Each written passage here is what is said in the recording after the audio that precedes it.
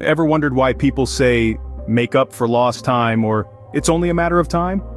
Welcome to a voyage through the sands of English idioms, where time is not just a ticking clock, but a rich source of expression and meaning. First up is make up for lost time. This idiom means to work faster or more intensively to compensate for wasted time. For instance, if you procrastinate all week, then scramble to finish your project on Friday night, you're trying to make up for lost time. Then there's have seen better days, an idiom often used to describe something that's old or worn out.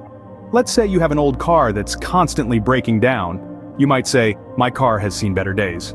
Moving along, we have since or from the year dot. This phrase is used to describe something that's been happening for a very long time, as in, she's been my best friend since the year dot. Next, we encounter the shape of things to come. This idiom is all about predicting future events or trends. For example, the rise in electric vehicles is the shape of things to come in transportation. For the time being is our next stop. This idiomatic phrase means temporarily or until something else happens. An example could be, I'm living with my parents for the time being until I find my own place. Then, we cross on the threshold of. This phrase is used when something is about to start or happen. For instance, we're on the threshold of a new era in technology. Our next idiom, only a matter of time, implies an event is inevitable. For example, with his reckless driving, it's only a matter of time before he has an accident. Now, it's early days yet is a phrase used to indicate that it's too soon to make a judgment about something. For instance, it's early days yet, but this new policy may benefit the economy.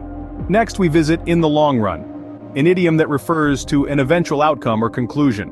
For example, studying hard now will benefit you in the long run. Then we have like there's no tomorrow or as if there was no tomorrow, which means doing something quickly or enthusiastically. For instance, he's spending money like there's no tomorrow. Our penultimate idiom, at the end of the day, is used to summarize or conclude something. For example, at the end of the day, what matters most is your happiness. And finally, a sign of the times is an idiom that refers to something representing the characteristics of the current period. For example, the popularity of online shopping is a sign of the times.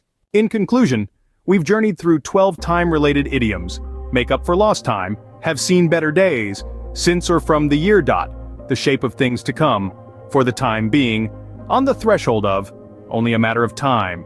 It's early days yet, it is. In the long run, like there's no tomorrow weighing at the end of the day, and a sign of the times. Each one a unique way to express an idea or sentiment.